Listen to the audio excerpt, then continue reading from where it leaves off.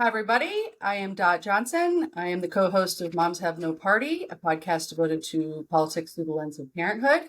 My co-host is Adrienne Cavello. She is in Arkansas. Say hi, Adrienne. Hey. We are both parents who, after 2024, decided that we wanted to create more on-ramps for parents talking about politics the way parents do. And I was introduced to Rich Lode. Is it Logis or Logis? No, yes, you were going to say it correct first time, Logis. Logis. Rich Logis, during the campaign, I saw his content, at least towards the end and at the DNC convention, and I am an avid listener of his podcast, Leaving MAGA, and I'm so grateful for you being willing to chat with us today, as you have created quite a community, incredible content that brings me such hope, and I'm just happy that you're willing to talk with us today about maybe where the intersection of parenthood and leaving MAGA and family life converges. So thank you. It's my pleasure. I'm also I'm a husband and I'm a dad with no party. I've been a registered independent now going on to 4 years. So I was a Republican under Trump. Before Trump, I was neither a Republican nor a Democrat. So count me in as an honorary member of Moms Without a Party because I'm a dad without one. It is parents, but we there are a couple of reasons why parents have no party. I don't know. It just sounded a little bit like a mouthful. And two moms talking and trying to talk to dads. I don't know. Y'all tend to usually be a little more persuaded by one another. So some of this was, we were a little reluctant to call it a mom's podcast, but in the end, it was like, when do moms get a party? We're throwing the parties all the time. So a little bit more of it was about like all that we deal with as moms. So welcome and thank you. You're the second dad to be on with us. So I appreciate that. Sure. My pleasure. So I'll kick questions off, and Adrienne, you have a bunch. I think one, I just want to ask personally how you're doing. It seems like the last couple of weeks, and as this keeps going, we jump into issues so fast, but your work is so personal and your podcasts are so personal about people's family journeys or their relationship journeys through this. I know Adrienne and I have been talking a lot about like just how do you manage doing what you're doing and your household and whatever other regular working career you have and not walk around on edge every day. So how's that going for you? Because every day seems like we're getting zapped with a cattle prod. So when I was in the MAGA community, it was a common occurrence for us to dehumanize anybody who was not with us. And it wasn't just Democrats, liberals, progressives. It could be anti-Trump Republicans.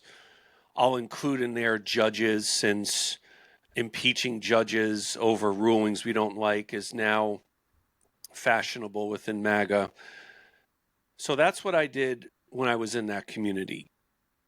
What keeps us focused and leaving MAGA as an organization is the exact opposite. It's a humanization of this work, and the optimism and some of the hopefulness that comes from seeing all of those who have given testimonials with us. We've got a diverse assortment. Our number of stories are increasing. And I've got more on the way. People I'll be speaking to later today who were in the community, decided to leave for a variety of reasons. We want to give them voice. Now, in all candor, do I have to fight my own cynicism? Yes. Do I feel despair creep in? I do. And I think those are just normal human reactions to what's happening now. In an odd kind of way, I don't know if this is a comfort for us, if I would say it quite that way, but nothing that is happening is a surprise to me. And I think part of the reason it isn't is because I understand very, very well the ethos of the MAGA community. And there is a certain anarchical sentiment that exists in that community. And it would make sense that there would be for those who find that alluring, because if you have determined and concluded that liberalism and liberal democracy have failed, then what's the alternative? And the alternative is let's just tear it all down, let's obliterate it, and not rebuild anything, but start it anew. And I have these considerations, Dot Adrienne, every day where I think about, I believe it's going to get worse before it gets better, but I'm driven by the it gets better because I am wagering a bet that there are going to be more and more amongst us who are Trump voters, MAGA voters, who are going to start to feel that this isn't quite exactly what it was they thought they were voting for. And to paraphrase the venerable American writer Ernest Hemingway, I think that those epiphanies amongst Trump voters, it's going to happen gradually and then suddenly all at once. So we are very much focused and busy because we are anticipating a deluge of Trump voters who are going to say, I don't think this reflects my values. They're going to start to have those doubts. I know we're going to get into family conversations, but we want to make it okay for people to acknowledge that even if they did something for the right reasons, that it's okay to listen to their doubts and their conscience, and that changing our mind is not a sign of weakness. It's actually a show of growth, maturation, and evolution. So, if you don't mind backing up just a little bit in terms of Sure. how you're doing of it all, you might have doubts, you might have tougher days.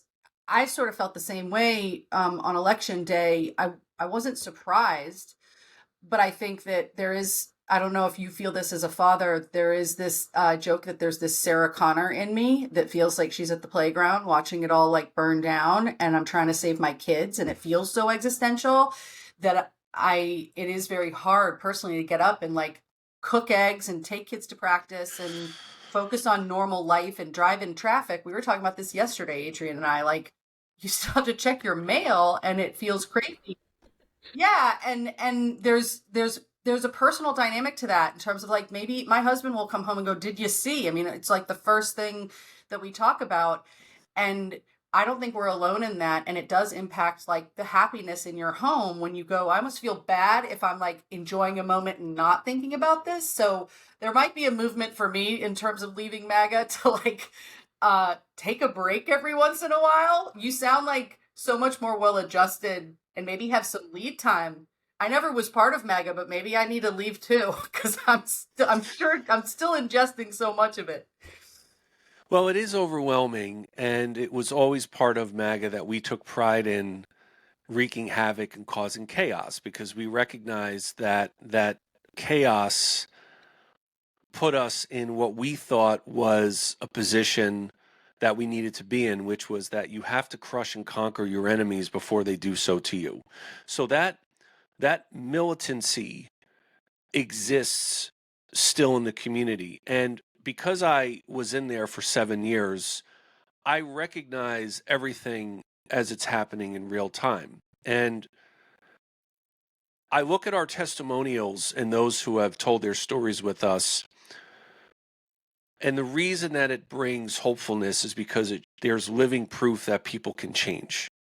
And I'm not saying this because it's my idea, but I think the only way to really show people an exit ramp out of MAGA, to give them a new community, a destination, they have to see others who went through it. Because even though many of the reasons for supporting Trump and MAGA there might be overlap depending on the individuals, everyone goes through it on an individual basis, but they need to see that people have actually gone through that struggle. And seeing that they've gone through that struggle, it's not going to make it easy, but it can make it easier because when I left, and my exact day of leaving, I have a date. It was August 30th, 2022. It's what I call my leaving MAGAversary. So this year will be my third anniversary on August 30th. And when I did that, I had nowhere to go. I walked into a crossroads. I like to use two cinematic visuals for this. The first is that end scene in Castaway, which is my favorite Tom Hanks movie when he's at the crossroads. And the other is another great film, which was prescient for its time, was The Truman Show. And at the very end, when Jim Carrey is he figures out that he is in this controlled, safe environment, and he has to make a choice. Do I stay in that environment, or do I walk through that black door, that unseen, that dangerous freedom? And he makes that decision to walk through it, but he doesn't know what's on that other side, because all he's ever known is a life that was scripted for him. And I think, as compelling as walking through the door is, there's something else that, in my view, is equally, if not more compelling, which is a person who is exercising his free will. And ultimately, someone who changes their mind has to do so on their own volition. But just as we can be influenced by nefarious, pernicious forces, we can also be influenced by those who are touting the benefits of changing minds and the growth that comes with that. If you think about progress, what we would broadly identify as progress comes from people saying, I thought A at one time, I was wrong, now I believe B. And you can fill in the blank, ladies, with whatever issue, women's suffrage, the abolition of slavery, civil rights, marriage equality. I am not comparing leaving MAGA to any of those activist movements, but the principle is similar, which is that over time, we don't need to change everybody's hearts and minds, but we just need to change enough. And I think that activists who start well-meaning, who want to come out and say, I want to change the world. The only challenge is that if we try to change everyone's hearts and minds, we're going to fail. We just need to do enough. And if we can get even single digits of people in MAGA to say, no, I don't support this anymore, even if I did it at one time for the right reasons, we're talking millions of people on a small percentage. And how many people in MAGA are there? I would actually quantify it by how many voted for him in the primary. It was about 23 million, if I recall, who voted for him in the primary. That's a lot of Americans. So if we take that, we'll call it round number 25 million. Well, 1% of the 25 million is 250,000 individuals. That's a lot of people. Imagine a shift of 250,000 over and over and over again. And that's only at 1%. Our goals are more audacious than that. But I get through the day by remembering that if I went through it, there's nothing special about me. If I did it, anyone could really do it if they want to. I mean, admitting that you are wrong about something is hard for anyone, everyone. I mean, I've gone through plenty of evolutions in my life. I was raised as an evangelical, very conservative, anti-abortion. And then I went to college and met a bunch of people, and things changed, not due to indoctrination, but because I met a bunch of people from a lot of different places and thought about a lot of stuff. And even since then, my views have evolved over and over again. So We were talking beforehand, right, Dot, about politically engaged versus disengaged. And, as you're saying, Adrienne, what happened? Your associations, maybe your news and information sources, they diversified. right. And there's an experiential value to the diversification of different ways of thinking, different ideologies, different news sources. I will tell you, ladies, that when I started having my doubts in the summer of 2021, what I did at the time seemed so simple, but was so profoundly life altering for me, is that I diversified my news and information sources. And slowly I started to realize, painfully, but also in a liberating kind of way, that so much of what I believed wasn't true. And it's true, Adrienne, what you're saying, that it's an unnatural act for our Homo sapiens species to say, I made a mistake, I was wrong. And it's even rarer to do that publicly. So we're selling, we're trying to make it sexy, right? To say, hey, I was mistaken. I I was wrong. I'd like to acknowledge the error of my ways. If it was something that harmed others, I apologize for that. And we want to normalize doing that. And I believe that the American people are overall a very forgiving people. And it's why I fight the F around and find out. It's why I fight the I told you so, because it's not that I have a problem with people feeling the consequences of their choices. That's how the real world works, right? That's bootstraps reality. And I feel like to deny reality to someone is harming more than helping, and it does a disservice to that person. So I don't have any issue with people enduring the repercussions of their choices. But at the same time, I told you so is going to harden them. It's going to further cement their allegiance to not just Trump and MAGA, but cement that allegiance to incorrect beliefs. And so, as opposed to the stigma that does exist, and it's why I understand why someone wouldn't so readily admit an error, we want to make it so that we can show people who are having doubts that there is a forgiving people awaiting them who will welcome them without judgment, without ostracization. If we do that enough, if we create a movement out of that, I am confident that we can empower more people to leave MAGA. And over time, we'll say that they were mistaken about the beliefs they had. Because for me, it wasn't just one or two beliefs, it was years of beliefs that I had accumulated. What were those beliefs? It ranged from the Democrats are coming for my guns to the public schools are indoctrinating children to be transgender Marxists, or the Democrats are importing all of these foreigners and brown people so that way they seize power forever. These were some of the beliefs that I had. And once I stepped out of the right wing info silo and I started to seek out other alternative news sources of credible media, I thought, that's not what I understand. That's not what I believe. It didn't happen immediately where I say, "Oh, I was wrong," because my own belief system had been cemented, Adrian, in part because of all the people I was around. So I allowed myself to be influenced. And on one hand, I don't defend ignorance, but one of the empathetic sales pitches that I make is that while I won't defend anyone's ignorance, including my own, all of us are susceptible to being influenced. And what MAGA does is it exploits and manipulates people's normal everyday concerns and anxieties, whether it's about economics or about their future, about their kids' education. That's what happens in MAGA. And I think that the community is mostly good people who have been led astray.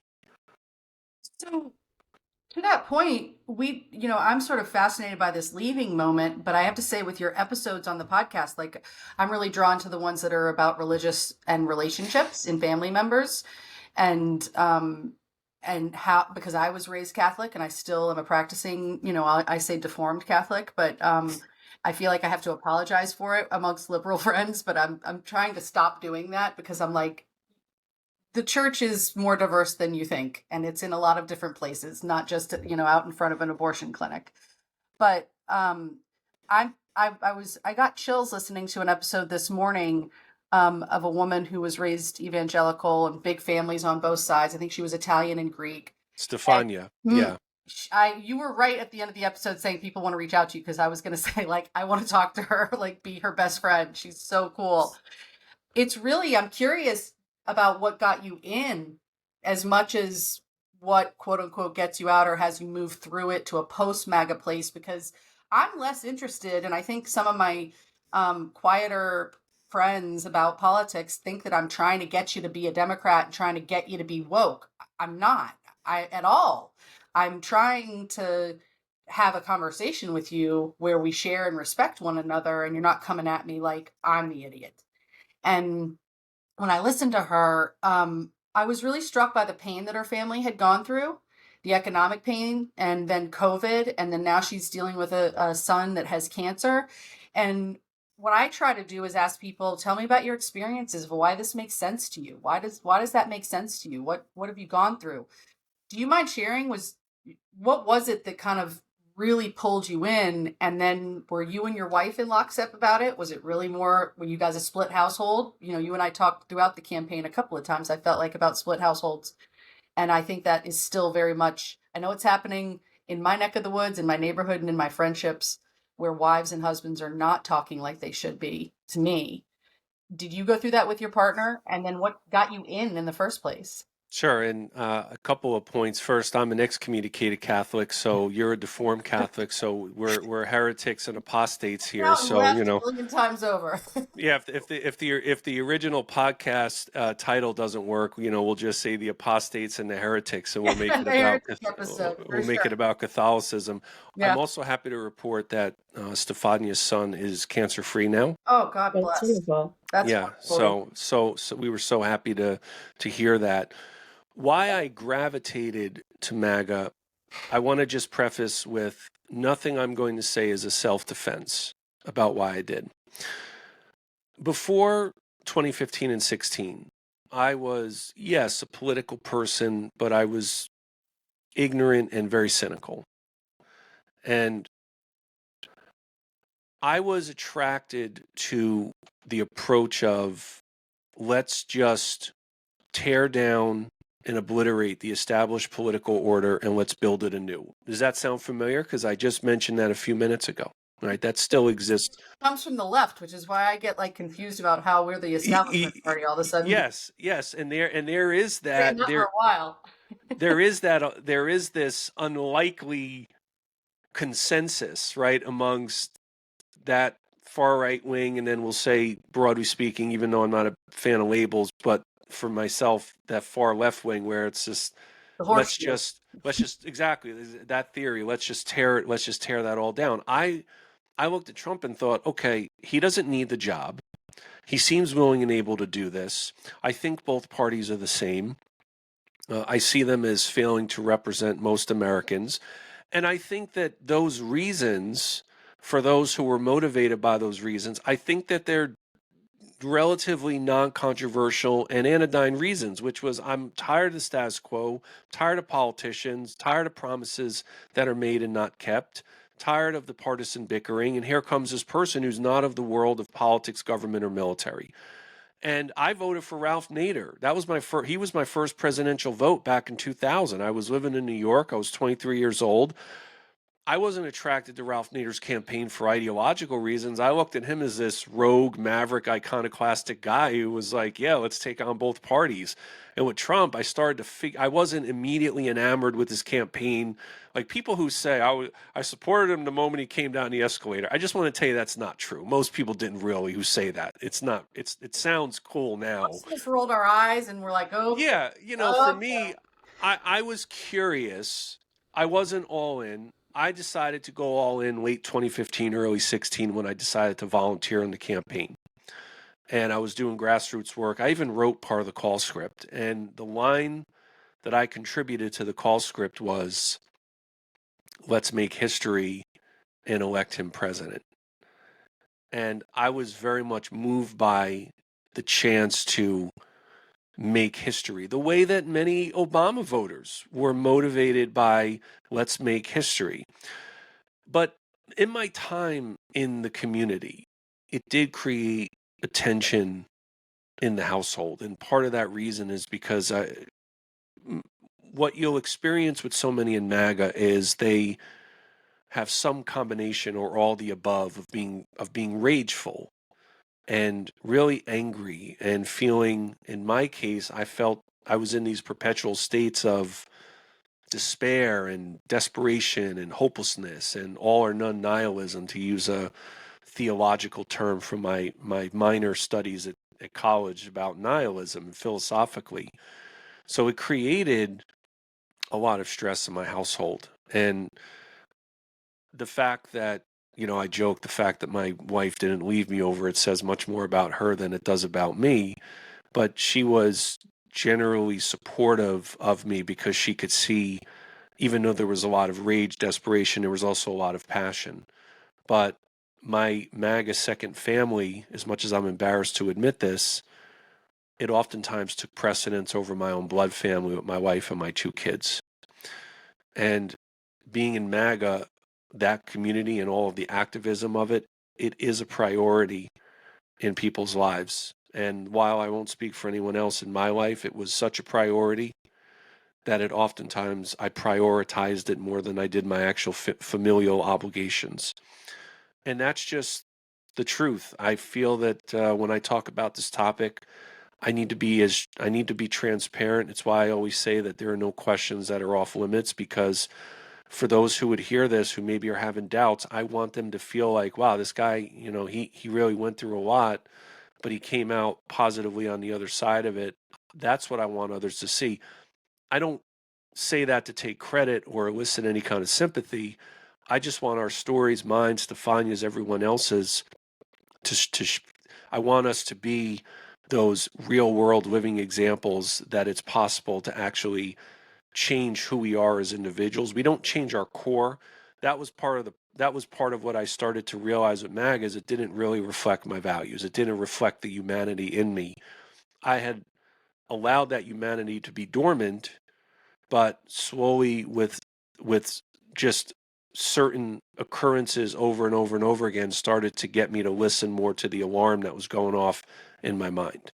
But I did create a household that had more tension than it deserved to have. And that was on me, no one else. Can I follow up with that? But Sure. again, it's personal. I find, at least in my primary relationships, I'm married to a quietly, I would say, alpha male. He's an introvert, but you're not really confused about his masculinity, I would say, on the surface. And he's friends with a lot of protective, and I'm friends with a lot of protective men who are quietly aligned with MAGA, although they won't admit it. And I find that and these are people that I would deem as good fathers, good husbands, protective, loving, humble people in many regards. The first person that if you had to call them at 2 a.m., they'd come change your tire. And I know women in MAGA that are the same way, where I had a friend in Austin. She was at my doorstep when I had my babies, offering help all the time. And we didn't agree on anything ideologically. And for some reason, she took care of me.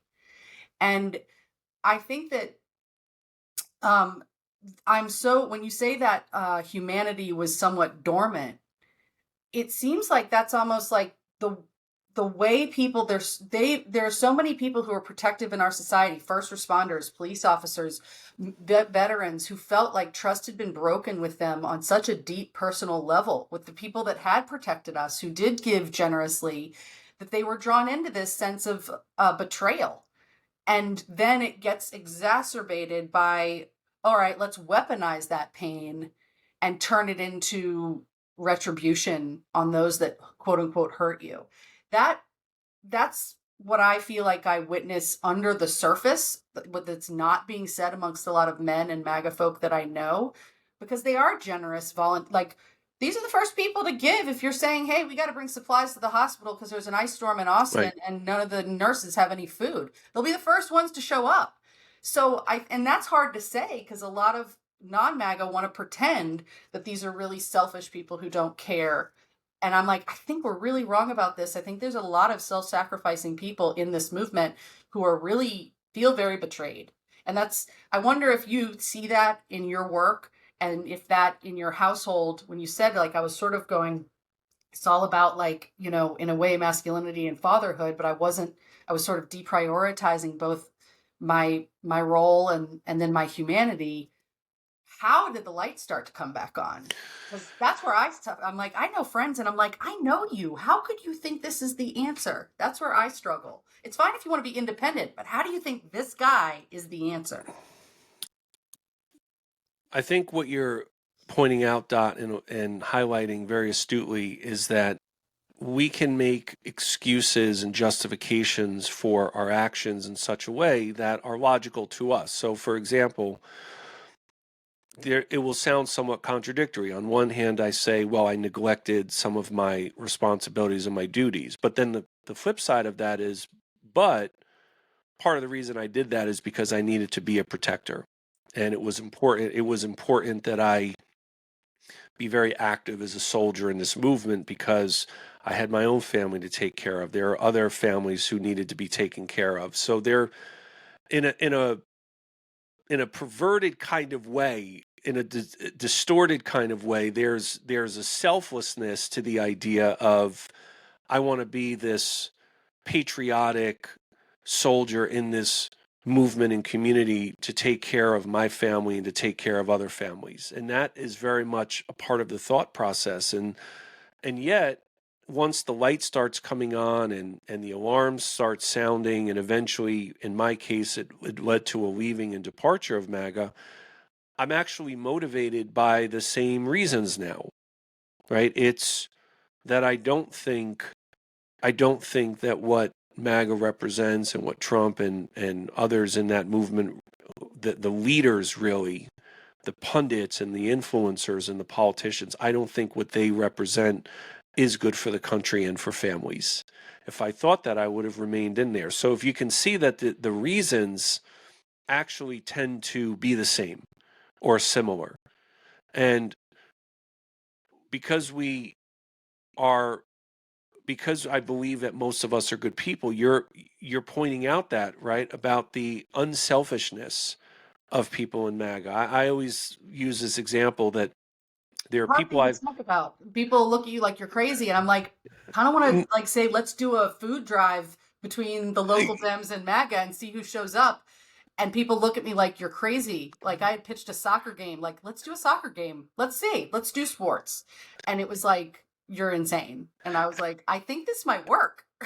and I think that left leaning liberals will say, you know, Dems, they're probably a little afraid of that challenge, because if they were to partake in that challenge and see, Dot, that you were correct, because you would be proven correct. Now we're talking about the other side, right? And the other side of challenging them to maybe change their minds, or if not change their minds, start to open up their aperture a little bit about what they think MAGA people are, right? So they're a little, they've got some trepidation about, well, if Dot's correct though, then it means that I can't always say that all people in MAGA are maggots, or these kinds of pejorative terms that dehumanize others. I've had many, granted they've been online, but I've had many a Twitter conversation where someone will write about maggot, or they'll write something like MAGA. I'm not going to say the words because we want to keep it friendly. MAGA MFers, and I write to them and I said, you know what? You're doing exactly what it is that you claim to oppose. And Fact check. Adrienne, I know, is going to come in and be like, whoa, whoa, whoa. These are not the same thing. you know, and I've seen it. Granted, I don't see it a lot, but I'm telling you, Dot, there's a flip side of this, which is exactly as you're pointing out, which is getting those who are left leaning, who are very anti-MAGA, and I understand why they're anti-MAGA. I'm not criticizing them for that reason, but then they have to see, wow, there's actually more of a humanity to those individuals than they may have thought. And I understand why they might, again, feel that way, because they're looking at MAGA through the lens of what they think about Donald Trump himself, and they don't have for good reasons, a very, let's just say, high approval of his personality and his tactics. So, on that note, how have you handled the blowback? I'm not on Twitter. I haven't looked at your replies, and I don't read comments pretty much on anything ever for my own mental health. But I have to imagine you've gotten a lot. And then more specifically, how have you handled it with like your kids? Are they aware of it? Do they know anything about it? Because I know when I ran, it was something like, just the idea of running was like, how's this going to affect them? Like, are there going to be parents of their friends who are not going to want them to hang out with them anymore? They were at a lot of events with me, and like we rode in parades, and there was one where they were luckily not there. It was a rodeo parade, and these people were booing at us in a parade float, and we were trying to hand out candy and like yelling nasty things. Mm-hmm. And I was like, thank God they aren't here for this parade. So how have you handled that? How have you protected them? Like, how do you handle that blowback? I keep that. I keep them insulated from it, and I willfully endure all the slings and arrows. And there's really three types of blowback comments that I receive. The first is that I wasn't really in MAGA. I'm not who I say I am, which, Google is your friend if someone were to read about me. The other is that I'm I'm a paid operative, which I could really use that money wherever, like wherever it is out. And I accept all major forms of payment, credit cards, PayPal, Venmo. If you give me cash, I promise I'll declare it with the IRS. So there's that. And then and those are to be expected. But there's another kind of comment that I'm actually more unnerved by. And those comments tend to be homophobic in nature. And I'm not going to give a Freudian psychoanalysis on why grown men make those kinds of comments toward grown men, but I see them. And being in activism and in sales, and I actually think that, and we'll get to this, I bet, Dot, because we talked about it beforehand, politics is sales and activism is sales in its own kind of way. And you just, over time, Adrienne, what's happened with me, thankfully, I'm grateful for this. I've developed a little bit of a rhino skin. Not rhino Republican in name only, but like the thick skin that is required. Now, it doesn't mean I like to see them. I fully admit that I sometimes feel the temptation to want to respond back to them in kind, because no one wants to get a comment like that, especially some of the more vile type remarks that I get. But I've disciplined myself to resist responding to them. And the snarkiest that I'll get online is based on something that I'm developing, which is a workshop and a video series, which is called Where Did You Hear That? And that is designed to combat mis and disinformation. So if someone presents something to me that I know is false, I will write to them on Twitter and ask them, where did you hear that? And usually it doesn't go anywhere, but I want my Twitter followers, not that I have a big following, but I want my Twitter followers to see that rather than say you're stupid, you're dumb, you're ignorant, etc., I want them to ask, where'd you hear that? Because I want to develop healthy habits for others in terms of how we civilly engage others. So it's not, Adrienne, that I look forward to those remarks. I know I'm going to get them on probably a daily basis or close to, but thanks to the great team we have at Leaving MAGA, that I'm inspired by all of our those who have told stories, they've also enabled me to remain on track. And I just try to brush off those comments, but I keep them away from the family. I make a Godfather joke. If you remember in The Godfather, in the garden scene, when Don Vito tells Michael, he says, "I never wanted this for you." He didn't want him to be in the family business, right? So I almost feel that way a little bit, like, keep the But don't tell anybody. I guess we're yeah, told. I won't say anything else. Keep the keep the family out of the actual activism. Not that I ever really thought of myself as an activist, but leaving MAGA is completely unintended, unplanned, and unlikely, as is my role as this kind of activist. But I decided, if you're going to do it, you either do it all the way, and there are no half measures. So I've embraced, perhaps somewhat reluctantly, this role of activist. So I think sometimes it's like a personal opinion, then a question. Um, I think we have a follow-up conversation to have about how do we talk about post-MAGA life, non-MAGAs, anti-MAGAs, all the people who fall under that umbrella, as something larger than Democrats. Hopefully we can become Americans again and talk about what that means. But because I want to stay focused on the family part of this, to your point, there's a part of me that wants to protect my kids from it. And at the same time, what Adrienne and I talk and what we want to try to talk about is about safe and pleasant, fun, educational ways for families to be involved in democracy work or in civic engagement, that doesn't sound partisan, political, or activisty in a way. You might have a family that's very passionate about the environment or reproductive rights, and they want to do this work together. But there can be a backlash, and I think so much of what we're living through is a backlash of families that were so entrenched in their partisan ideology or their issue-based activism that their kids or their exes said, I hate all of this stuff. And Yeah. you didn't take care of me. Like I'm reading into it, but there's a sense of you were out saving the world and you didn't take care of me. And you hear, I feel like I hear when you say, where did you hear that? I feel like I've heard in religious circles and Bible studies that, like, my mom is super lefty and she was always out saving the poor and working for the homeless, and she wasn't taking care of her own kids.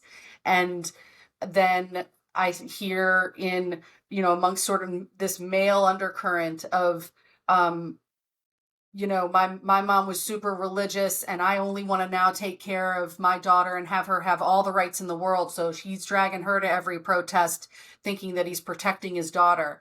And sometimes the kids, it's a lot for them, but we're trying to find this middle ground as parents of exposing them. Like, I brought my kids to knock doors. My husband came, so that there was sort of this protective element, I suppose, to it. Plus, he's not going to knock on a door, but he will watch his kids do it. And we had such a good time. And I grew up in a civic engaged family. We were partisan in that my grandfather was a Democrat and he was running for office, but it never felt like this culty thing. It felt like we were just serving the country and doing, like, election work felt very neutral back in the day. And one of the biggest tragedies, I feel like, of the last decade or so has been thinking that participating in that way is liberal or woke, or that it's part of a, like, if depending on the issue that you're involved in, it's like you're doing something wrong or bad or dangerous. Like, that is such a tragedy to me. And part of why we decided, at least I decided to do this podcast, was to say, what are the ways that people as parents can find their way through this? And I can understand with the way that the specific topic that you're working on, wanting to shield your kids, because it is really approaching like this personal discernment, emotional part. But do you try to encourage your kids to do other things when it comes to election work? Do you want them to get engaged on a civic level in terms of, like, I tell people, drive people to the polls. That's helpful. Sit out there and put the parking cones out for the disabled parking. That's helpful. That doesn't mean you have to pick a side. And that's what we hope to encourage. And back to my service idea, when I think of people leaving MAGA, I wish there were projects like that we could begin to encourage people to do, to rebuild. When you say, like, let's tear it all down, let's rebuild, at least taking pride in our participatory government again. That's a long tagline for a hat. It's Wrap all right. I was gonna say go all the way around. Make people. I'll I just was turn around so they can. well. I was at an event recently where there definitely. Well, I shouldn't say definitely, but I'm virtually certain there were no Trump supporters there, and I wore this hat. It's a 2-day event, and I could see the side eye. It was like Trusting. people would walk by, just like as I'd walk by, and they're looking this way, and they're turning all the way, and then they want to see the hat and say, "Oh, okay, I left. Oh, where did you leave?" And then I had a table there with our. Yeah, it's like, I'm glad you asked. I'm so glad you asked. Let's talk about it. I had a table there. My oldest is 8, and she's studied already in her history class. For example, Rosa Parks came up in one of the lessons. She was part of a lesson, and you're right. Kids are discerning. They do figure out a lot on their own without even parental assistance. And we were talking about in a kid way, which I struggle with. I admit this, to make it down to the level of a child. But we were talking about how unfair that was and how it was wrong to do that, and trying to instill in my oldest, and then my youngest, she's a couple years younger, but she'll get, we hope in Florida, the same curriculum by the time she's in 3rd grade, because she's only kindergarten now. That we want them to be able to recognize injustice, and we want them to, because that's what we try to foster with our own kids, that we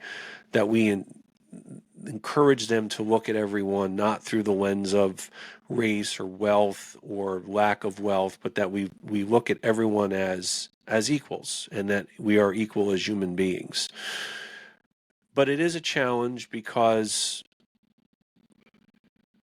I do feel like I wonder what I'm going to say, let's say maybe in 5 years, or what am I going to say in 10 years? But I do want to encourage my kids to be civically active. I want them to find causes that they can get behind and believe in. And I will not, it's like with religion, right? Forcing, I remember my parents used to try to force me to go to church, which made me not want to go at all.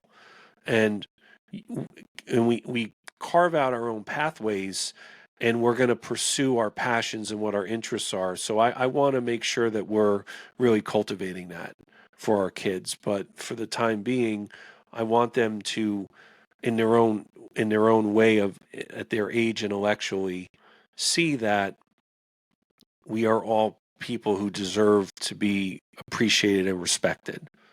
And I have a challenge with it. Just to be clear, it's not something that I've done perfect, but it is a part of it is a part of the household, how we philosophically approach as parents.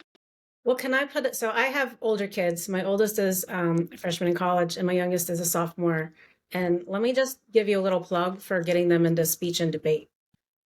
It's fantastic for, like, my youngest does congressional debate, and being forced to like write a speech on both sides of an issue and see it from both sides has been like really great for her. Both my kids are actually pretty Mm. involved, like on their own, and they've gotten there on their own. I'm sure they were probably inspired by seeing me, but yeah, get them in debate.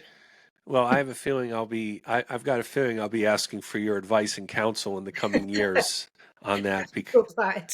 Yeah, because I want them to, I will want them to see that important issues are complex and nuanced. See, in MAGA, that wasn't the case. There was no nuance. It was, there is a right way and there is a wrong way. And if you're not with the right way, you're with the wrong way. If you're not with us, you're against us. And it wasn't if you're 99.9% with us.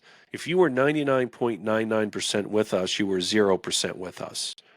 That's the all or none part of it that existed then and it exists right now. And that is a really traumatic way of doing politics. Mm-hmm. And Dot, you were saying about like with families and close ones and those where we have tight knit relationships with. I wrote a book, and it is a free book. It's no strings attached book that's at our site at leavingmaga.org. All of our socials are there, my story. Think of it as a follow up to this conversation. People can read more. And in that book, near the end of it, I have this blueprint that I put together. It's a how to on how friends and family can talk to those who are still in the thrall of MAGA. And it's not abstract and theoretical. The pointers we put together have actually had some real world success. And the very first point is about relatability. And one of the I don't think that there can be any in depth, lengthy, respectful conversation unless relatability is initially established. And what relatability does is it gets people talking about their values. And when people start talking about their values, there's something really pleasantly surprising that starts to happen, which is people realize that they actually have pretty broad agreement on a number of issues. And once people who might feel like they're at odds all the time see that there's actual broad concurrence on a lot of important issues, all of a sudden it makes people more open to the validity of each other's beliefs, and it reduces suspicion. And I'm of the belief that over time, with those kinds of conversations, those people in MAGA, when they realize that there's a lot of agreement, it's going to, when the time comes when some of them will have doubts, they're going to remember that kind of conversation. And they're going to remember that that person, whether it was a relative or a friend, that person took the time to try to understand and respect what the person in MAGA, what buttresses their belief system and what their fears and dreams and concerns are. So I see Dot, Adrienne, I see you like I see friends and family as allies. And it's not just those who give testimonials with us. I see, and I don't mean to volunteer you, but I see what you're doing as well in your alliances. You're part of the Leaving MAGA community as well, because we need people who are not on the side of MAGA to be more inviting for those who are going to start to have doubts, because I'm wagering that that's going to happen. I just, again, I'm going to come back to this point and reiterate it if I may. People want equilibrium. Even the ones, Dot, who might say, let's tear it all down, eventually they're going to want to have stability, and they're going to see that what is happening now is begetting a lot of instability. And they're going to say, this is not what I want. And if they remember that they had a conversation with you that was completely unlike what they were expecting, that you were actually respectful and understanding and empathetic and compassionate, when they start to feel like they want that stability and they've got those doubts that commence, that can get them on the pathway to leave. And once they're on that pathway, now we make it so where they can not shun and ignore those doubts, but actually listen to them. And if they listen to them enough over time, you'll see more people leave. Just like it happened with myself and the others who have told their stories with us. So I'm jumping ahead, but I know we want to be mindful of your time, and probably viewers. I know I get told these have to be short and sweet, but we also think like some of these conversations need to be long and thoughtful. Yeah, I agree. People want to sit with it and they want to come back to it and they want to chew on it a little bit. And to pivot a little bit, I didn't want to talk directly about party politics, but to that point, I think what you're describing and what I think we're all describing is how organizing has to look different to me in that regard, because so much of organizing on the non-MAGA side is either so policy driven or so protest driven. And there's this absolutism staring at them behind the iron ideological dome that they just see you're going into a different dome. And they don't see the in the middle of those of us. And that's part of why we started this, trying to work through this stuff in real time. And like, I have a friend who's very pro-Israel and who pretty much came out to me that she voted for Trump, and she's dialoguing with me in a very polite way. I get emotional about it, but I'm hearing her out because that is her single issue. And I want to have her. I haven't talked to Adrienne about this, but I want to have her on. She's debating it. And I'm like, this is a friend of mine. Like, I know this person. I worked with them. And she kind of came out to me about this. And as a Catholic, I'd like to talk to her about it. My point is, as campaigns lift off here and as candidates get going, so much of the organizing machine is about rallying our base and feeding them the red meat that they need. But to me, I've been sort of, as somebody who worked on the campaign and now is finding her footing as far as where I want to apply my energy, I feel so much more drawn to how we engage those folks that are on the fence and really trying to figure out what kind of community do they want? What kind of messages do they need versus what just keeps the people who are already going to vote in a certain way going. And I feel like we are just moving right into the normal cycle behavior. And I don't hear a lot of like tactical ideas and messages aimed at embracing those who are thinking about exiting. And I think we need more neutral organizations doing this work, which is why we created Moms Have No Party. And I think obviously it's following in the footsteps of work that you're doing. But have you seen any candidates really try to reach across the aisle? We've seen Republicans, go anti-MAGA like Kinzinger, but when it comes to organizing strategies, all I see is protests and campaign rallies that are very partisan. And I almost want to start really brainstorming with you, with other people in this space, to say, are we doing a potluck anytime soon? Because I think we've got to get out there and give people those neutral spaces so that, they don't feel like they're thrown right into having to get their blue hat on. There are a couple of leaders whom I feel like have given voice to the discontent, let's say, of the blue team. You've got Bernie, who's going around doing these town halls right now. Right. And he's out there and he's going into red areas. And what he's doing is, whatever one's view of his politics, he's going in there and he's making a case based on what he believes, which makes him an authentic person.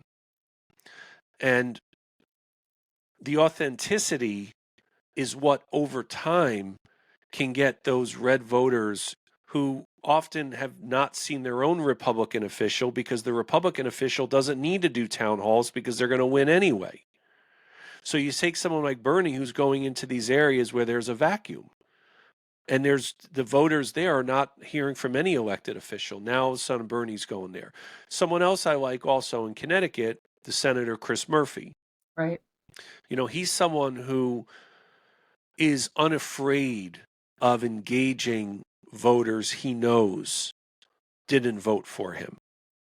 And I know there are so many electoral postmortems, and I've got my own. I think there are two primary reasons why Kamala lost. And I know we could say she didn't have a lot of time, Joe should have dropped out sooner. Those are all valid reasons, and they factored in. But I think you have mis and disinformation, which, if Democrats are not going into red areas, that mis and disinformation is just going to continue to fester and metastasize itself. And then you have, which is a totally separate conversation, a misunderstanding of capitalism and free markets. For all of the mythology of capitalism in America, that's maybe the part of this election that slightly surprised me, is I realized how many Americans, not through a lack of intelligence, but don't understand what capitalism and free markets and price fluctuations and supply and demand are. And they elected Trump because they thought that he would usher in some kind of economic utopia nirvana. And they did it again, and they did it for laugh. I shouldn't laugh. It was their valid, logical reason why. So that's a part of this election. The mis and disinformation didn't surprise me, but the lack of understanding of capitalism did. And happening now with like the actual branches of our government and what our Constitution means. Like, it's still happening. Like, what does this mean? Yes, this is judge's role. This is the role of the judiciary. This is what it's supposed to be doing.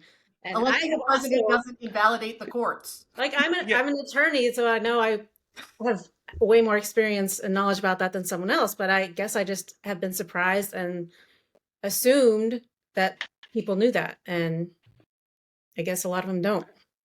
Well, I think that or they do and they don't care. Yeah. There's some. I was going to say there's some combination of it, and again, I think with MAGA, we viewed, for example, someone like Chief Justice John Roberts as basically a rogue judge. We saw him as a squishy, Vichy, Democratic light judge. That's how we viewed John Roberts. But we really respected and admired Alito and Clarence Thomas, and even though he's not with us any longer, the late Justice Scalia is someone his intellect I respected, in the fact that you always needed to be prepared in his arguments. But that's a side note. But that's how we viewed someone like a John Roberts. And now Justice Amy Coney Barrett is getting a little bit of that treatment as well. And she's now the recipient of a lot of the MAGA ire. But I just think with the Democratic Party that they have forgotten that politics is sales. Politics is a people business. And, the media of the red team traffics in mis and disinformation. They're sales. It's sales. That's it. And you know what? Even more than, I would argue, Dot, even more than the messaging and the content, what's more important is the fact that the media and the politicians of the red team are just in front of the politically disengaged more often. So if you're politically disengaged, but you decide to vote, are you going to vote for the ones you're seeing, or are you going to vote for the ones you're not seeing? Because politically disengaged doesn't necessarily mean you're not going to vote. A lot of Trump voters are people who are politically disengaged, in particular, his younger voters. And I think that was true of the Republican Party this time around. The X factor of this election was who's engaged and who's not, because people who are engaged tend to be more accurately informed and they lean more towards a blue team. And I use blue team, red team as my way of identifying.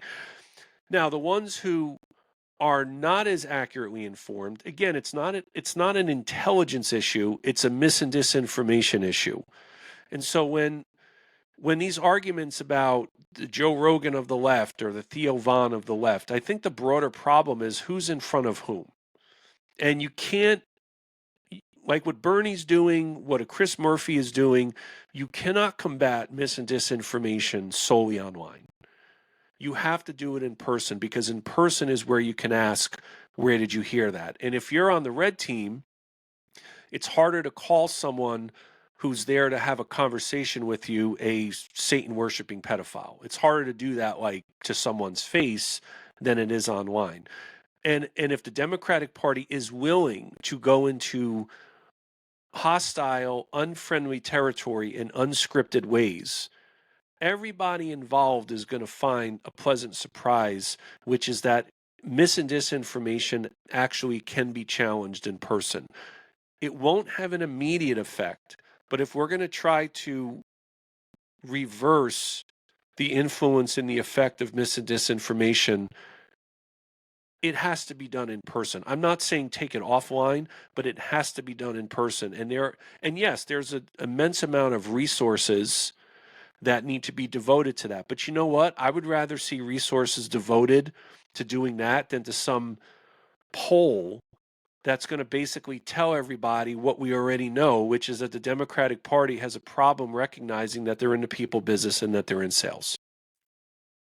I don't need a poll. I don't need a consultant to tell me that. You're talking to somebody who I have done marketing for 20 years. I've done strategy for 20 years. To a certain degree, I'm the salesman. Adrienne is the brilliant attorney who can make the argument better than anybody based in fact. Remember things. I tend to be, not that it's unemotional. I think she's a brilliant attorney. I wish she had wanted a race, and I always am nagging her to keep running. But I think that's where I tend to feel as a Democrat, and it bothers me because I'm like, wait, this was the party of, I thought, the anti-establishment fun people who were like Woodstock. Like, we used to have awesome concerts, and like, at least when we were growing up, you're probably around our age, it was like rock the boat. Like, it was cool to be a Democrat, or at least to be a little more liberal socially. And this next generation to come up behind us, and there's a lot of reasons why we could break down numbers. And again, I want to be careful about making this too partisan. I've said a very simple thing to people that they don't like to hear, and it's like, MAGA looks more fun. This is fun. This is giving me a place to go on a Sunday with my kids. It's a revival. It's the same culture. We think it's so unprecedented. And I said this to somebody, a reporter I met on the Ellipse for Kamala's event. He said, this is so unprecedented. I said, do you know anything about like the kingfish, like the kingfisher or whatever they used to name Billy Graham? It wasn't Billy Graham. It was the other guy that I'm forgetting the name of down in Louisiana. There are examples of this throughout history, and so much of what he's doing is a revival on an old tradition in America that has happened many times over. And he sort of made the oldest idea in the book the coolest, most fun idea because it was so new. It looks new, but it's really old. And I don't think that the Democrats seem to be able to get out of protest mode. And I wish we could change that. And again, I'm not sure I want to spend a whole lot of time trying to change the party. I would rather just offer the alternative and offer like spaces and begin to create spaces and events and gatherings. Like I've been pitching to my friends, like I think I'm going to start hosting comedy in my house and make it like gently social commentary, because if we all laugh together and let the air out of the balloon a little bit, we might find that we don't look like a bunch of humorless policy wonks. And the likability factor is really important. And people have to, you said it was about authenticity. And I kind of look at even candidates that I know that are getting into the race, and they're so brilliant at facts and policy, especially up here in Northern Virginia, where people really care about that. And all I've been chirping about is, that's great. You're right. It's not enough to be right. You have to be liked. People have to trust you, that you understand them.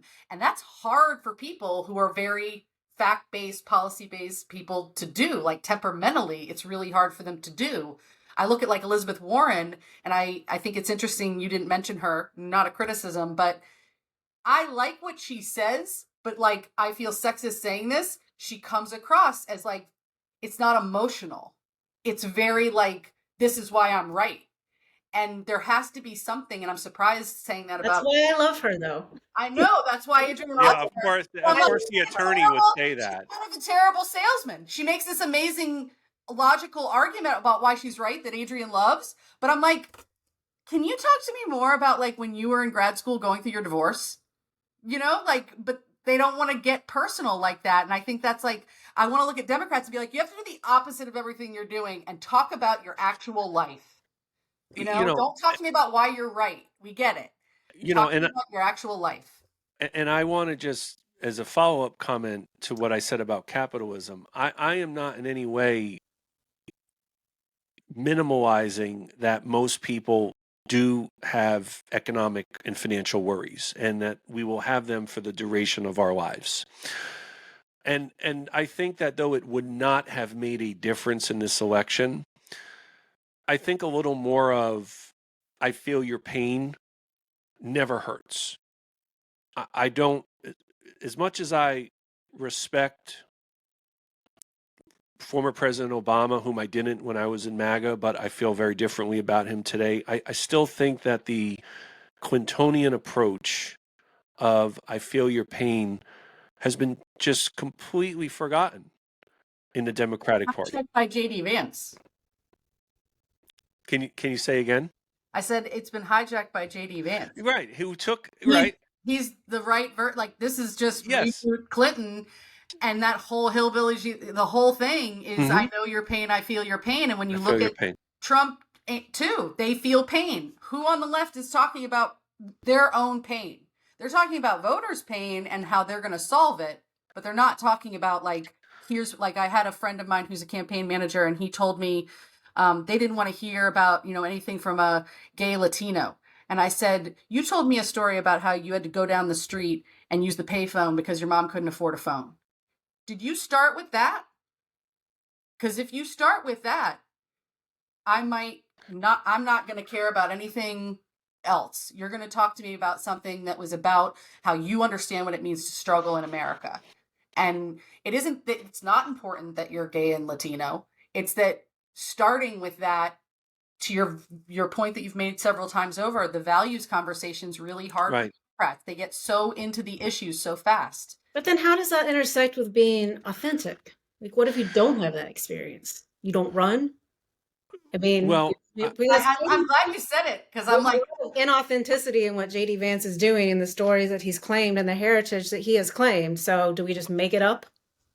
I think that there's them myself, but like, what if your biggest pain was, you had divorce? She was like, what are you going to say? When we were talking before about friends and family trying to find relatability, that's not exactly what you're saying. It's that the opening sales pitch is trying to find relatability between candidate or activist and audience voters. And I think, Adrienne, to your point, because it is a valid point, I think anyone running for office who doesn't have an ability to do that, it's going to make them, they're not going to be a compelling candidate. So the question then becomes, how did Trump become a compelling candidate in all of this? Relate to anything. Yeah, how did he become one? Relate to anything. He can relate to one very big thing, and it's feeling like you don't belong. Yes, and I think that's exactly what ties into... Even though he runs the biggest club and private club in the world. How did it happen that way? He had to start his own, because they wouldn't let him into the other ones. Sorry, Rich, go ahead. It's okay, because what he gave voice to is for those who feel left behind, and then the ones around him, not really he himself, but the ones around him, decided to make that the ideology, because the closest to ideology in MAGA is a belief that liberalism and liberal democracy are the are the source origins of our personal and national ills. And you hear that. It may not be literally said that way. It's not how I thought about it at the time. It's not the way it's spoken of today, but that's what you hear. What you hear is that anything not MAGA is liberalism, and liberalism is the reason for our problems, that liberal democracy has failed. And for some of those people who think that, farther though to intervene, like, sorry to interrupt, but I think it's worse than that. At least I feel like in a room with some people, it's not just the source of our problems, it's that we're evil. well, there's that definitely exists with Like a some. spiritual evil. Yeah, that exists. Bad. That exists with some. Even when I look back at some of the language that I used, like for an example, I wrote this, and my works from my time in MAGA as a pundit are still out there. I wrote and had bylines in Fox, The Federalist, other sites. It's all out there in the public realm. I kept it out there so people to own up to it, take responsibility. I referred to in writing Democrats as malignant, for example. That's not just we disagree. That is dehumanization at a level that when I look back on it, I feel so much remorse and regret over the fact that I said that, because it's what I thought at the time, but I allowed myself to be inculcated into that way of thinking. And the reason I say allowed is, again, you have to take responsibility for your past actions and rhetoric. Something, Dot, that you'll hear in all the testimonials, like you heard with Stefania and the others. Leaving MAGA has no ideological purity test, but there is one non-negotiable mandate, which is you have to take accountability for past actions and rhetoric that may have hurt others. Without doing that, you can't really ever leave. You have to do that. So there is To them before you begin, like you ask them to think. no, because I listen to their stories and I hear it. Everyone affirms it. It's not like it's a Oh, so when you're like meeting somebody and they say they left, you'll listen and you're like, I think we're still working on things. Yeah, and I'll ask them, and I will ask them, like, do you feel responsible? Do you take responsibility for your past actions and rhetoric? And everybody says, the ones we featured say yes. And no one comes to us and we tell them, you have to become like you were saying before, like you don't have to become a Democrat or a progressive or a liberal. Proselytizing. Yeah, like I'm not saying that like anyone. Penance, but there's no proselytizing. Yeah, there's penitence, right? There's the book of Isaiah says, bring good news to the afflicted, and the book of Romans says, be patient in affliction. So I hear when people say, and I ask them that question, and they say, yes, I take accountability for my past actions and rhetoric.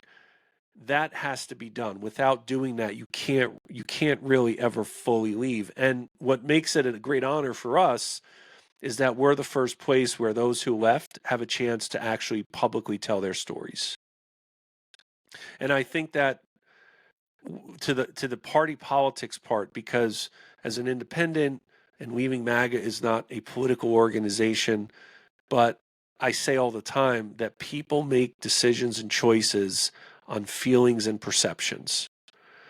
And the Democratic Party doesn't, that's the highly engaged, the very accurately informed, that's its own bubble. Because in that bubble, many of them well-intended, but they think, oh, I'm just going to win this argument and convince this person with facts and policy, and it doesn't work.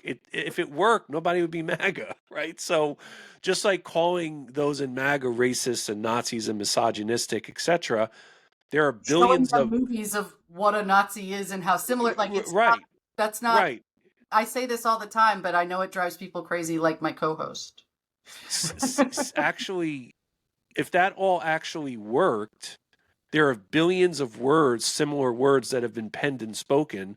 If it worked, nobody would be a MAGA. But yet people repeat it over and over and over again because it feels good in the moment. The only problem with it feeling good in the moment is that all it's done is create more estrangement and alienation between all of us as countrymen and women. So that's something that the Dems they're fighting. I think deep down they know it. They're just in denial. People make decisions based on their feelings and their emotions. And it's on how they perceive not what is reality. And the Dems, the quicker that they come out of that denial, the more that they can start to look again like an organized, cohesive party. I know, asking a lot, the old famous saying, I don't belong to any organized party, I'm a Democrat, right? I know that joke has existed for generations, but if they actually tackle mis and disinformation, go into unfriendly territory, be unscripted, and integrate a little more, I feel your pain, and just remember they're in the sales and people business. No one buys an iPhone because of the craftsmanship and the engineering that goes into it. They do it because it's useful, it looks good, it feels good, it's what they know, it's comfortable, it's fun, right? It's joyful. That's why people buy. And that's why people have bought MAGA, amongst other reasons why. There's also there's an underbelly there that's dark as well, but it's sold well, and it does, unfortunately, prey upon people's emotions as well. The Dems, I don't want them to be predatory, but I want them to start to shun the wonkishness and craft their product as such that people feel like, yes, I need to have this. And if the ones who say part of it, like they want, because or can I be a part of it? When you're talking about like, let's do the, like, oh, it's a place to, people in MAGA, it's a place to go. Again, what do I hear is community. That's what I hear. And all of us need. We'll go to protests. That's right. That's right. It's even in the talking points. The talking points have a community. There's a communal aspect to that, and people don't want a communal existence. We need it. Our species needs it. It's why we're always yearning for it. MAGA provides that as a political community, not a cult, a political community. And the Dems don't have that because there's no actual cohesion, and there's no incentive for people to say, I want to be a part of this, because they don't know what it is to be a part of. There isn't anything to really be a part of, thus no one's a part of it. That's the people business. It's sales. Well, you walk through that door out of the Truman Dome and you're going into that good night, it looks like to them. And I think it's a little bit of a 1-2 punch. And I know Adrienne's got one locked and loaded, but that's a little bit of why, I guess, and I'll speak personally. Adrienne and I have been friends since we were 18, freshmen in college. And we represent, I think, two kind of sides of things in a way. We've been debating for forever. And as much as I get all worked up, she'll land the plane with some very well thought out, researched facts. And I think that hopefully is, to me, what we're encouraging folks to do, is not abandon all reason and facts at all. It's try to use both sides of your brain and your heart together and integrate those things. We're not asking you to chop off one part of yourselves to belong. Go ahead, Adrienne.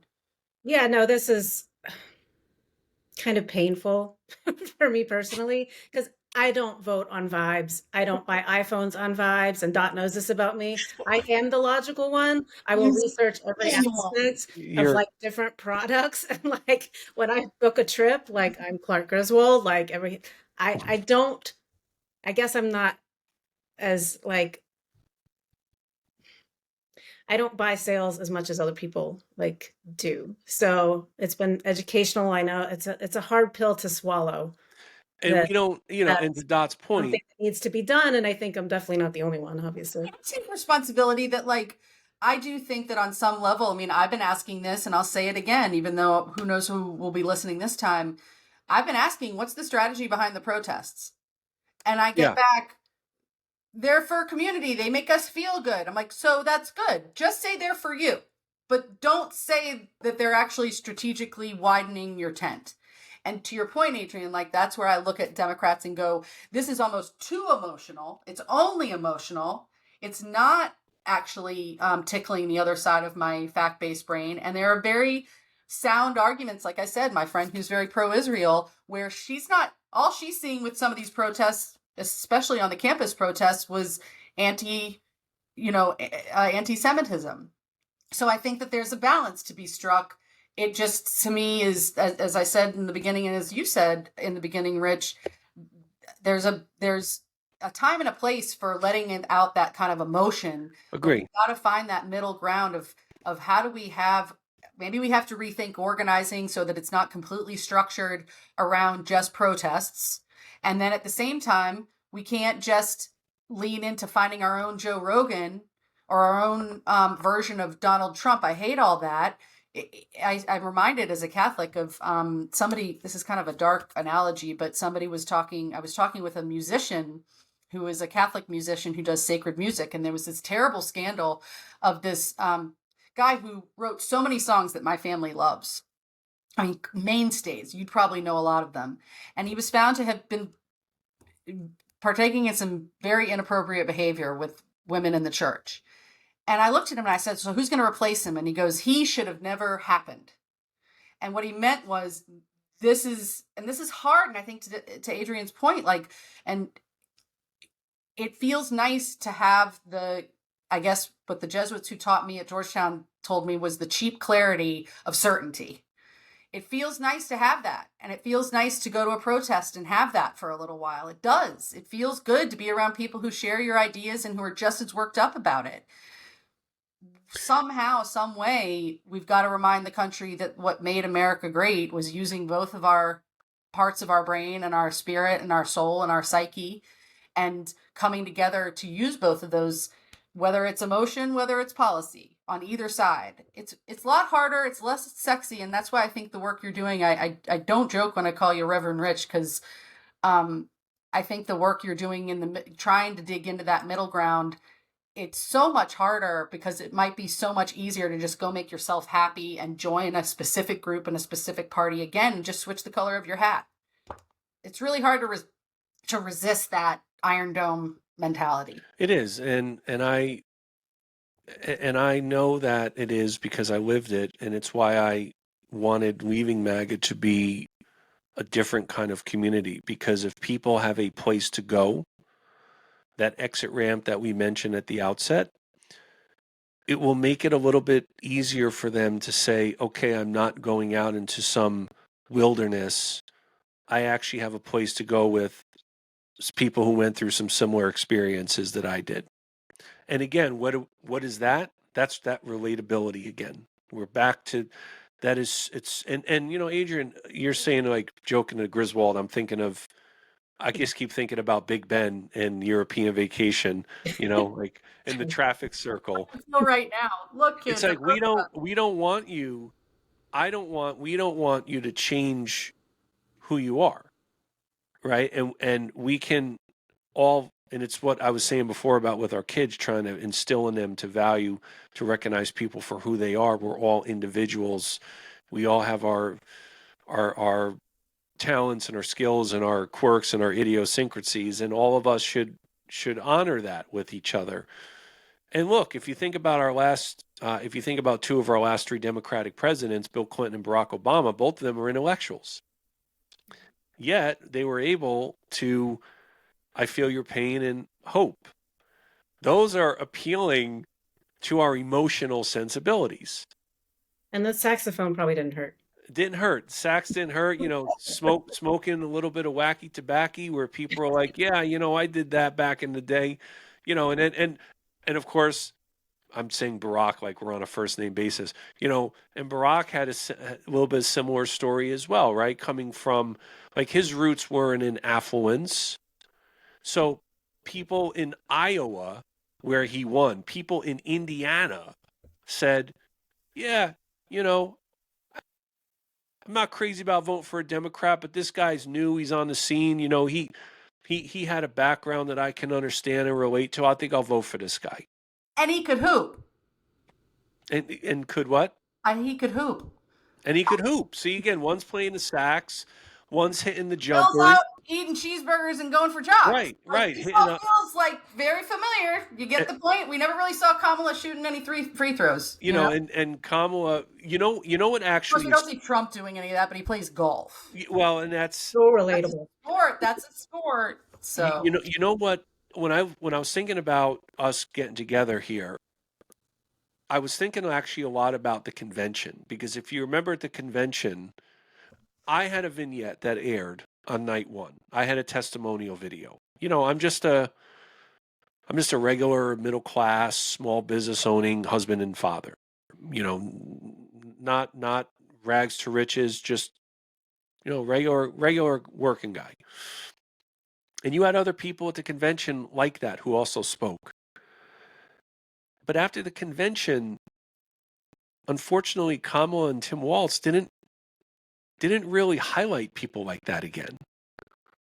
It was celebrity, and it was a lot of rah-rah, but missing from, and that's all important in politics, to have the events, because the events do offer community, but the working, regular, middle class, small business owning Americans who are most of our fellow countrymen and women, they were absent after the convention. We didn't hear from individuals like that anymore. I remember, not because I wanted to see myself on TV or get cheers. I remember I was begging the campaign, send me to other places, like let people see, hey, here's this guy Rich. He's just a regular guy, who's dealing with a lot of the frustrations and worries that I have as an American.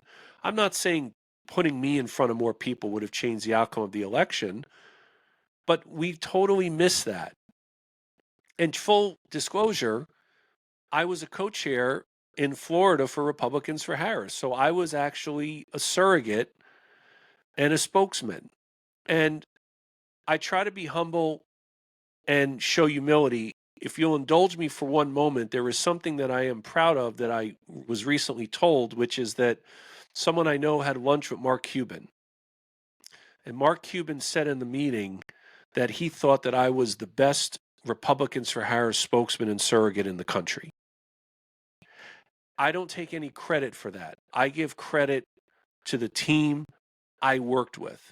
And yes, I did my very best to try to be the very best spokesman for the campaign. I didn't support Kamala just because she was the anti-Trump, but unfortunately, I think a lot of Americans, fair or unfair, just view the Democratic Party as anti-Trump and not being pro anything.